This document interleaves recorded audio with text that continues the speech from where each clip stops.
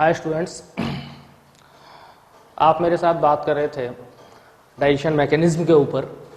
तो पिछली वीडियो में आपने देखा था कि कैसे फूड माउथ के थ्रू एंटर होता है, माउथ से बकल कैविटी में आता है और बकल कैविटी में किस तरीके से कार्बोहाइड्रेट का डाइजेशन होता है। नेक्स्ट फेरिंग्स से बात की तो फेरिंग्स कॉमन पाथ था किसका, रेस्पिरेशन और डाइजेशन का। जब यानी कि रेस्पिरेशन और डाइजेशन दोनों का कॉमन पाथ होने की वजह से एयर भी किससे, फेरिंग से एंटर होगी और फूड भी फेरिंग से एंटर होगा। तो अब वो फूड और एयर जाएगी कहाँ पे, तब फेरिंग्स आपकी दो जगह डिवाइड होती है। हालांकि फेरिंग्स डिवाइड नहीं होती, बस फेरिंग्स का जो पाथ है वो दो जगह डिवाइड हो जाता है। एयर के लिए विंड पाइप है और फूड के लिए ईसोफेगस है। पिछली वीडियो में मैंने डिटेल में बात की थी कि फूड आपका किसी भी तरीके से कहाँ नहीं जाना चाहिए, विंड पाइप में नहीं जाना चाहिए। यानी कि जो विंड पाइप यानी कि ट्रेकिया है वो आपकी रुकनी नहीं चाहिए। यदि कोई फूड पार्टिकल वहां फंस जाता है तो ट्रेकिया रुकती है, और ट्रेकिया रुकती है तो एयर पाथ आपका क्या होता है, डिस्टर्ब होता है, जिसकी वजह से आपको परेशानी आती है। तो उसके लिए नेचर ने अरेंजमेंट किया कि वहाँ टिश्यूज से बना हुआ एक स्पेसिफिक फ्लैप है और वो फ्लैप उस ट्रेकिया को उस वक्त कवर करके रखता है जिस वक्त फूड ईसोफेगस में जाना होता है। ठीक है, नेक्स्ट अपन बात करें आपका फूड ईसोफेगस के बाद आपका फूड पहुंच जाता है कहां पे, स्टोमक में। जे-शेप स्ट्रक्चर है, जे-शेप स्ट्रक्चर स्टोमक है। तो अब जैसे ही फूड पहुंचा, तो आपको याद होगा कि बकल कैविटी में डाइजेशन के बाद फूड को हमने बोलस बोला था और उसका मीडियम था बेसिक, यानी कि बेसिक बोलस, यानी कि फूड कहां पहुंचा, आपका स्टोमक में पहुंचा। ये आपका फूड पहुंच गया स्टोमक में। जैसे ही फूड स्टोमक में पहुंचता है तो स्टोमक की वाल्स एक लिक्विड रिलीज करती हैं जिसको बोलते हैं गैस्ट्रिक जूस। गैस्ट्रिक जूस, इस गैस्ट्रिक जूस में मेनली अपन को जो चीज चाहिए वो दो चीज हैं, एक तो HCl एसिड और एक है आपका डाइजेस्टिव एंजाइम, डाइजेस्टिव एंजाइम्स। यदि केमिस्ट्री में आपने पढ़ा हो तो डाइजेस्टिव एंजाइम्स को या एंजाइम्स को अपन बायोलॉजिकल कैटलिस्ट, बायो कैटलिस्ट बोलते हैं। देखें इधर, जैसे ही मैंने कहा कि as the food reached in stomach, the gastric juice is release from the stomach walls, यानी कि स्टोमक वॉल्स क्या रिलीज करती हैं, गैस्ट्रिक जूस रिलीज करती हैं। उस गैस्ट्रिक जूस में मेनली दो चीज होती हैं, वो एक तो है हाइड्रोक्लोरिक एसिड और एक है आपका डाइजेस्टिव एंजाइम्स। अब HCl के फंक्शन की बात करें अपन, HCl के फंक्शन की बात करें तो HCl के दो मेन फंक्शन है। एक तो है जर्मीसाइड का काम करता है। किसका काम करता है, जर्मीसाइड का। जर्मीसाइड यानी जर्म्स को खत्म करता है। जर्म्स यानी microbes, specially bacteria, virus, other कोई पैथोजन। एक तो हुआ कि जर्मीसाइड का रोल प्ले करता है कौन, HCl। सेकेंड इसका जो मेन फंक्शन है वो ये है कि जो डाइजेस्टिव एंजाइम है किसके, स्टोमक वॉल से रिलीज हुए यानी गैस्ट्रिक जूस में जो डाइजेस्टिव एंजाइम्स हैं वो डाइजेस्टिव एंजाइम्स इनएक्टिव फॉर्म में होते हैं। किस फॉर्म में होते हैं, इनएक्टिव। अब इनएक्टिव तो कोई चीज होगी तो सीधी सी बात है वो नॉन फंक्शनल है। कोई भी चीज इनएक्टिव है इट मीन्स वो नॉन फंक्शनल है, और नॉन फंक्शनल होने की वजह से उसका कोई यूज नहीं है। तो इसलिए HCl जो है वो क्या काम करेगा कि इनएक्टिव डाइजेस्टिव एंजाइम्स को एक्टिव करता है, यानी कि activate the inactive digestive enzymes. Inactive digestive enzymes को क्या करता है, एक्टिवेट करता है। तो दो मेन फंक्शन है किसके, हाइड्रोक्लोरिक एसिड के। एक तो है आपका जर्मीसाइड का काम करता है और एक आपका इनएक्टिव डाइजेस्टिव एंजाइम्स को एक्टिवेट करता है। अब देखते हैं कि कौन कौन से डाइजेस्टिव एंजाइम्स इस गैस्ट्रिक जूस में प्रेजेंट हैं जो स्टोमक के अंदर पहुंचे हुए फूड का क्या करेंगे, डाइजेशन करेंगे। थोड़ा सा आप ध्यान दें, एक एंजाइम है रेनिन। लेकिन बात करें कि जैसे ही फूड स्टोमक में पहुंचा, गैस्ट्रिक जूस रिलीज हुआ, उस गैस्ट्रिक जूस में डाइजेस्टिव एंजाइम है और उनमें से एक एंजाइम है रेनिन। तो मैंने एक और चीज बात की कि उस गैस्ट्रिक जूस में HCl रिलीज हुआ था, और HCl के फंक्शन थे, एक तो जर्मिसाइड का रोल प्ले करता है और दूसरा उसका फंक्शन था कि वो इनएक्टिव डाइजेस्टिव एंजाइम्स को क्या करता है, एक्टिव बनाता है। अब मैंने नाम लिखा है यहाँ पे रेनिनिक एंजाइम है, तो इसकी जो इनएक्टिव फॉर्म है वो प्रोरेनिन है। कौन सी है? प्रोरेनिन। उस प्रोरेनिन, क्या लिखा मैंने? प्रोरेनिन, जो कि क्या है, इनएक्टिव फॉर्म है, यानी नॉन फंक्शनल है। अब इसके ऊपर रिएक्ट करता है तुम्हारा कौन? Hydrochloric acid. और ये हाइड्रोक्लोरिक एसिड किस फॉर्म में होता है? डाइल्यूट फॉर्म में होता है। किस फॉर्म में होता है? डाइल्यूट फॉर्म में होता है। प्रोरेनिन, इसके ऊपर रिएक्ट किया किसने? हाइड्रोक्लोरिक एसिड ने, और इसको कन्वर्ट करता है किसमें? रेनिन में। अब रेनिन क्या है? इसकी एक्टिव फॉर्म है, एक्टिव फॉर्म है। यानी मैं कहूं कि दोनों ही रेनिन हैं, बस इनएक्टिव होने की वजह से उसको बोल दिया अपन ने प्रोरेनिन, और ये क्या है? एक्टिव फॉर्म है, और इसको बोला अपन ने क्या? रेनिन। यानी मैं कह दूं कि ये सो रहा है और ये जग रहा है। सोता हुआ आदमी कोई काम नहीं करता और जगता हुआ आदमी सारे काम करता है। अब देखते हैं कि रेनिन क्या काम करता है स्पेशली। तो एक स्टार पॉइंट के रूप में आपको बताऊं मैं कि रेनिन एंजाइम सिर्फ बच्चों में होता है, found only in children, and there is no need of rennin in adult. Adult में रेनिन की कोई नीड नहीं होती। अब थोड़ा लॉजिक समझें, क्या है इसका मतलब। पहले फंक्शन देखते हैं, फिर लॉजिक समझ में आएगा।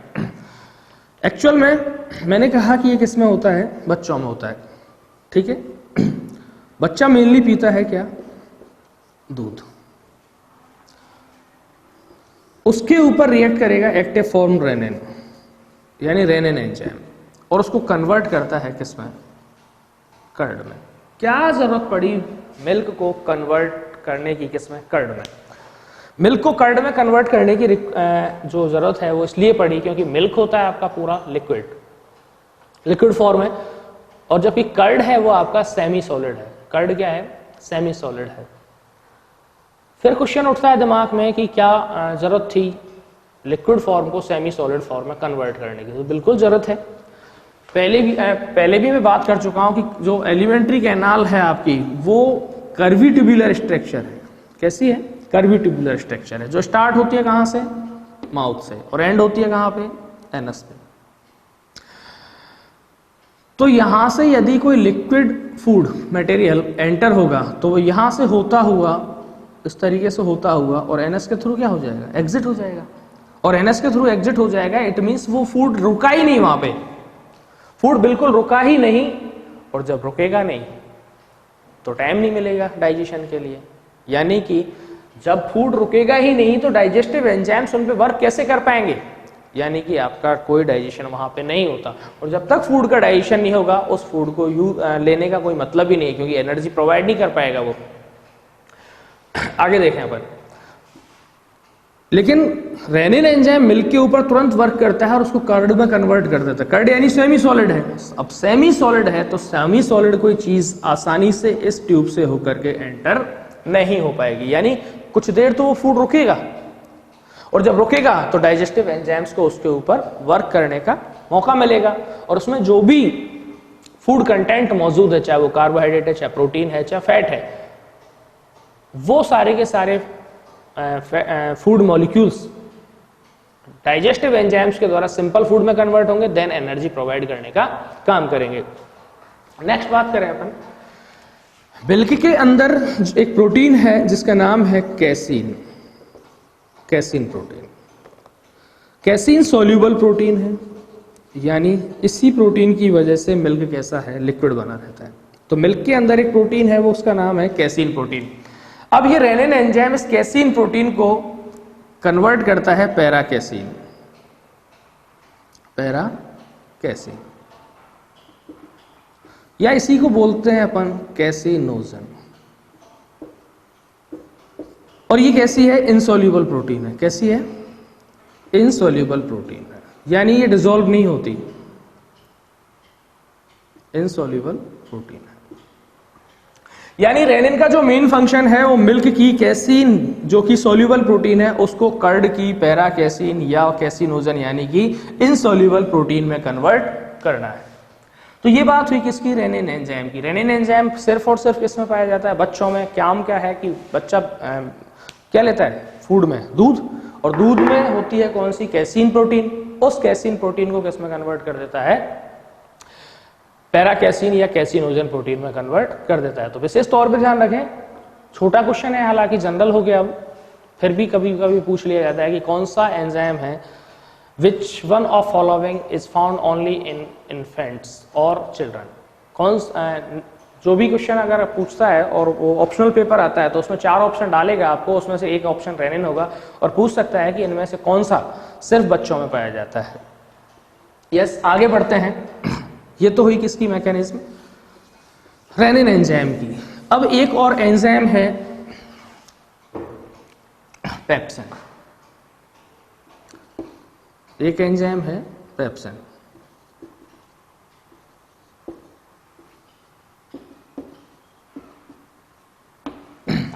पेप्सिन जो एंजाइम है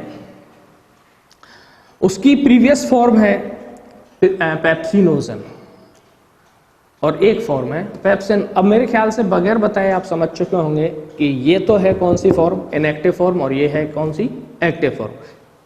कैसे कन्वर्ट हुई इनएक्टिव एक्टिव फॉर्म है, तो इसके ऊपर वही डाइल्यूट जो HCl है, डाइल्यूट HCl है, वो क्या करेगा, वर्क करेगा। फंक्शन में मैंने बोला था कि the function main function of HCl is to activate the inactive digestive enzymes of stomach. Stomach के इनएक्टिव डाइजेस्टिव एंजाइम्स को क्या बनाता है, एक्टिव बनाता है। अब ये पेप्सिन बना आपका, जो क्या था, पेप्सिनोजन फॉर्म में था, HCl ने इसको किस में कन्वर्ट कर दिया, एक्टिव फॉर्म पेप्सिन में कन्वर्ट कर दिया। अब ये पेप्सिन एक्टिव फॉर्म आ चुका है, यानी काम करेगा। काम करेगा तो जो भी इसका काम है उसको पूरा करेगा। क्या काम है इसका और कैसे करेगा वो देखते हैं। ये आपका प्रोटीन के ऊपर क्या करता है, वर्क करता है। प्रोटीन, अभी तक कहीं पे प्रोटीन के डाइजेशन की बात नहीं की, तो जो प्रोटीन हमने ली थी, जिस फॉर्म में ली थी, जैसी ली थी, वो सारी की सारी क्या है, मौजूद है अभी भी, यानी कि कॉम्प्लेक्स फॉर्म में मौजूद है। तो उसको तोड़ना पड़ेगा, और तोड़ने के लिए स्टोमक में स्पेशली कौन मौजूद है, पेप्सिन मौजूद है। पेप्सिन क्या करेगा, इसको तोड़ेगा किसमें, पॉलीपेप्टाइड,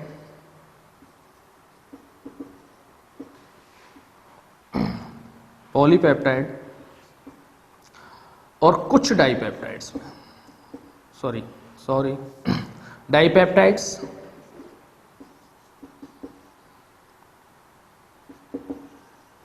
प्लस पेप्टॉन्स, डाइपेप्टाइड्स और पेप्टॉन्स।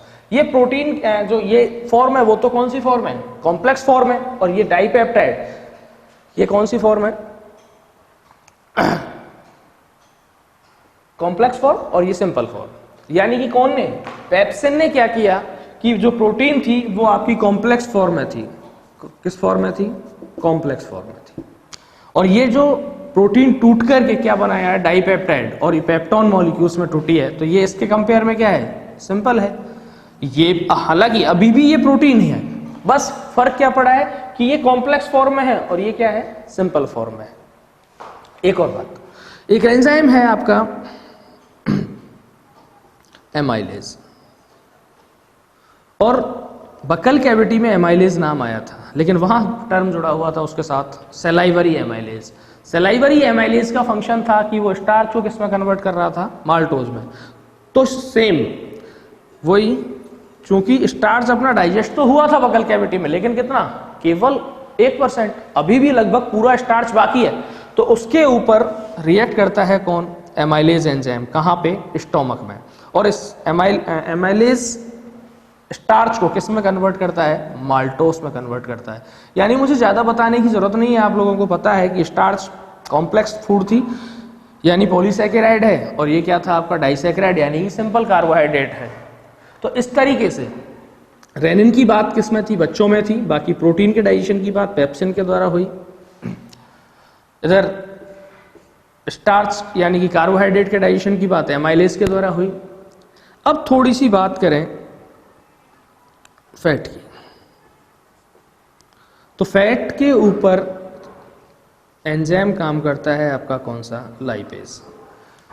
फैट के साथ एक अच्छा पॉइंट ये है कि एलिमेंट्री कैनाल का कोई सा भी पार्ट क्यों ना हो, यदि वहां पे फैट के डाइजेशन यानी लिपिड के डाइजेशन की अपन बात कर रहे हैं तो एंजाइम सिर्फ काम आता है कौन सा, लाइपेज।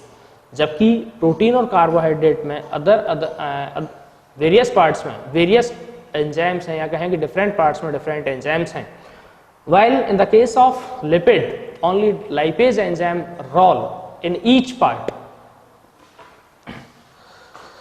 yes, हाँ बात थी कि फैट है। अब फैट वही कॉम्प्लेक्स फैट होगी या कॉम्प्लेक्स लिपिड होगी, उसके ऊपर वर्क कर रहा है कौन, आपका लाइपेज एंजाइम। अब लाइपेज एंजाइम वर्क करके क्या करेगा, इसको तोड़ेगा आपका किसमें, फैटी एसिड प्लस ग्लिसरॉल। कुछ नहीं, बात वही है, ये भी फैट है, ये भी लिपिड है, ये भी फैट है, ये भी लिपिड है, बस फर्क इतना है कि ये कॉम्प्लेक्स फॉर्म है और ये क्या है, इसकी सिंपल फॉर्म। तो इस तरीके से स्टोमक में डाइजेशन वाली बात है वो कंप्लीट होती है अपनी डिफरेंट एंजाइम्स के द्वारा। अब बात करें अपन कि फूड यहाँ पे फूड का डाइजेशन हो गया, कितना हुआ, तो लगभग 4 to 6 आवर्स फूड रुकता है कहाँ पे, स्टोमक में।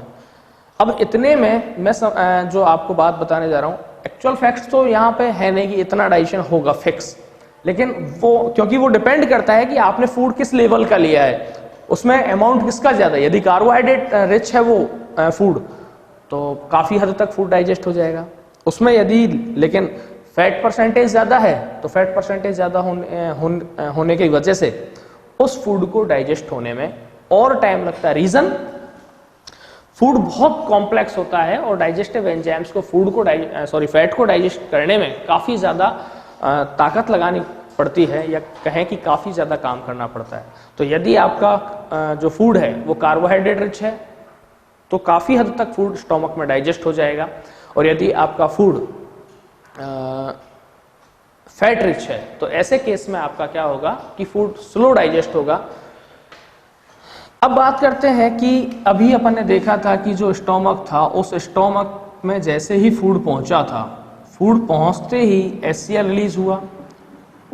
पहले जो फूड आया था उसको अपन ने बोलस बोला था, और बोलस का मीडियम क्या था, बेसिक मीडियम था। लेकिन जब HCl एसिड उस फूड के ऊपर लगातार वर्क कर रहा है, उसमें मिक्स हो रहा है, तो उसकी वजह से अब फूड का जो नेचर है वो कैसा हो जाता है, एसिडिक हो जाता है।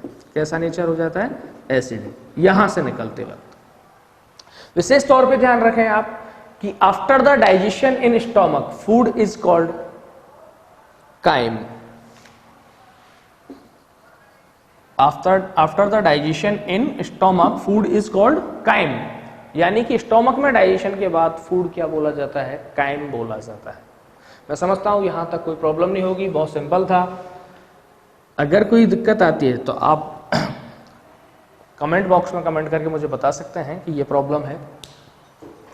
आगे बात करते हैं अपन डाइजेशन इन ड्यूोडेनम। ड्यूोडेनम में किस तरीके से डाइजेशन होता है, तो देखें अपन, ये थी अपनी क्या, ईसोफेगस, ये स्टोमक, और स्टोमक, ईसोफेगस, स्टोमक, और स्टोमक से कनेक्ट थी आपकी क्या, ड्यूोडेनम। यहाँ लीवर था और इस तरीके से लीवर से ही कनेक्ट था कौन, गाल ब्लैडर। गाल ब्लैडर से बाइल डक्ट निकल रही थी, और ये बाइल डक्ट आपकी कनेक्ट होती है किससे, पैंक्रियाटिक डक्ट से। पैंक्रियाटिक डक्ट और बाइल डक्ट दोनों मिलकर के CBD यानी कॉमन बाइल डक्ट बनाती हैं, और ये CBD के थ्रू पैंक्रियाज और गाल ब्लैडर दोनों ही आकर के ओपन होते हैं। यस, अब आपका food digestion, after digestion in stomach food is called crime. अब ये काइम क्या है आपका, आगे बढ़ता है। नेचर आपको पता है काइम की क्या है, एसिडिक है। काइम की नेचर क्या है, एसिडिक है। तो जैसे ही ये फूड आपका पहुंचा कहाँ पे, ड्यूोडेनम में, अब तुरंत गाल ब्लैडर एक्टिव होगा, और गाल ब्लैडर एक्टिव होकर के क्या रिलीज करेगा, बाइल जूस रिलीज करेगा। बाइल जूस के बारे में मैंने बताया था कि bile juice green yellow colour का लिक्विड है, और इसकी नेचर कैसी होती है, बेसिक होती है। तो इसका जो मेन फंक्शन था वो ये था कि स्टोमक से आए हुए एसिडिक फूड को न्यूट्रल बनाना। क्यों? क्योंकि खुद किस नेचर का है, बेसिक नेचर का। खुद बेसिक नेचर का होने की वजह से क्या करेगा, ये इस फूड को न्यूट्रलाइज करेगा। नेक्स्ट, मैंने कहा कि जैसे ही फूड कहां पहुंचा, स्टोमक से ड्यूोडेनम में आता है, यानी कि जैसे ही काइम ड्यूोडेनम में आया, गॉल ब्लैडर से बाइल जूस रिलीज हुआ और बाइल डक्ट से होते हुए कहां पहुंचेगा, सीबीडी, और सीबीडी से कहां पहुंचा, ड्यूोडेनम में पहुंचा। ड्यूोडेनम में क्या होगा, ये फूड को क्या करेगा, न्यूट्रलाइज करेगा, क्योंकि ये खुद कैसे नेचर का फ्लूइड है, बेसिक नेचर का फ्लूइड है। नेक्स्ट, इसका काम हुआ। अब पैंक्रियाट से निकलता है पैंक्रियाटिक जूस। पैंक्रियास से निकलता है क्या, पैंक्रियाटिक जूस, जिसके अंदर मौजूद हैं आपके डाइजेस्टिव एंजाइम्स। क्या मौजूद हैं, डाइजेस्टिव एंजाइम। यस, अब बात करें अपन कि ड्यूोडेनम के अंदर कौन से डाइजेस्टिव एंजाइम्स और कौन कौन से फूड को किस किस तरीके से डाइजेस्ट करेंगे। तो सबसे पहले अपन बात करें स्पेशली दो एंजाइम्स, ट्रिप्सिन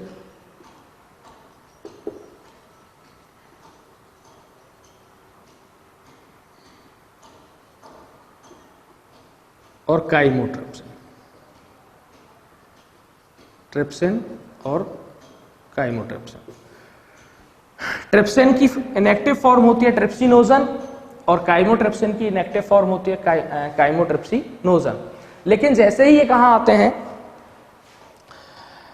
ड्यूोडेनम में आते हैं, तो मैंने बोला कि ट्रिप्सिन की इनएक्टिव फॉर्म थी ट्रिप्सिनोजन और काइमोट्रिप्सिन की इनएक्टिव फॉर्म थी काइमोट्रिप्सिनोजन। तो जो पैंक्रियाटिक जूस था उससे जो डाइजेस्टिव एंजाइम्स निकले, वो डाइजेस्टिव एंजाइम्स आपके क्या थे, इनएक्टिव फॉर्म में थे। लेकिन जैसे ही ये यहाँ पहुंचते हैं तो ड्यूोडेनम की वॉल्स से क्या रिलीज होते हैं, कुछ स्पेसिफिक हार्मोन रिलीज होता है। ध्यान रहे, मैंने बोला हार्मोन रिलीज होते हैं, न कि एंजाइम। हार्मोन और एंजाइम में बहुत अंतर है। तो जो पैंक्रियाटिक जूस निकला उसमें इनएक्टिव डाइजेस्टिव एंजाइम है, तो ड्यूोडेनम की वॉल से जो हार्मोन रिलीज होते हैं वो हार्मोन क्या करेंगे, इन इनएक्टिव डाइजेस्टिव एंजाइम को एक्टिव फॉर्म में कन्वर्ट करते हैं। ट्रिप्सिन की इनएक्टिव फॉर्म थी ट्रिप्सिनोजन, काइमोट्रिप्सिन की इनएक्टिव फॉर्म थी काइमोट्रिप्सिनोजन। लेकिन ड्यूोडेनम के हार्मोन्स, ड्यूोडेनम की वॉल्स से रिलीज हुए हार्मोन क्या करेंगे, इनको एक्टिव फॉर्म में कन्वर्ट करने का काम करते हैं। और ये दोनों एंजाइम क्या काम करेंगे, वर्क करेंगे किसके ऊपर, प्रोटीन के ऊपर। और इसको ब्रेक करेंगे किसमें, डाइपेप्टाइड प्लस पेप्टोन्स। वही सेम स्टोमक की तरह, यानी कि ये कॉम्प्लेक्स प्रोटीन है और ये क्या है, आपकी सिंपल प्रोटीन है। ध्यान रहे एंजाइम विशेष तौर पे कि कौन से एंजाइम किस पार्ट में अपना रोल प्ले कर रहे हैं।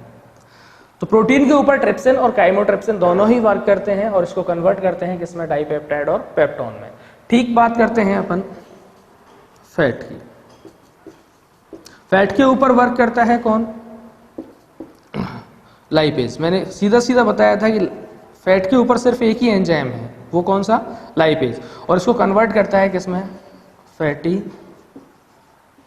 Acid plus glycerol. यानी कि सिंपल कॉम्प्लेक्स फैट किसमें कन्वर्ट हुई, सिंपल फैट में कन्वर्ट हुई। अब बात करें उसी तरीके से स्टार्च है आपका, स्टार्च के ऊपर रिएक्ट करेगा कौन, एमाइलेज, और इसको कन्वर्ट करेगा मोस्टली किसमें, माल्टोस में। यानी कि प्रोटीन की बात हुई, फैट की बात हुई और स्टार्च की बात हुई। अब अपन बात करें हमारे जेनेटिक मटेरियल की, तो हमारे जेनेटिक मटेरियल हैं डीएनए और आरएनए। आप सभी जानते हैं, इसको 9th में पढ़ के आए हैं। जेनेटिक मटेरियल के फॉर्म में हमारे पास डीएनए है और आरएनए है, और डीएनए का फुल फॉर्म होता है डीऑक्सी राइबोज न्यूक्लिक एसिड और आरएनए का फुल फॉर्म है राइबोज न्यूक्लिक एसिड। तो जो हमारा जेनेटिक मटेरियल है उसका भी क्या होता है, डाइजेशन होता है। किस तरीके से होता है उसकी बात करेंगे नेक्स्ट वीडियो में। तब तक के लिए बहुत बहुत धन्यवाद।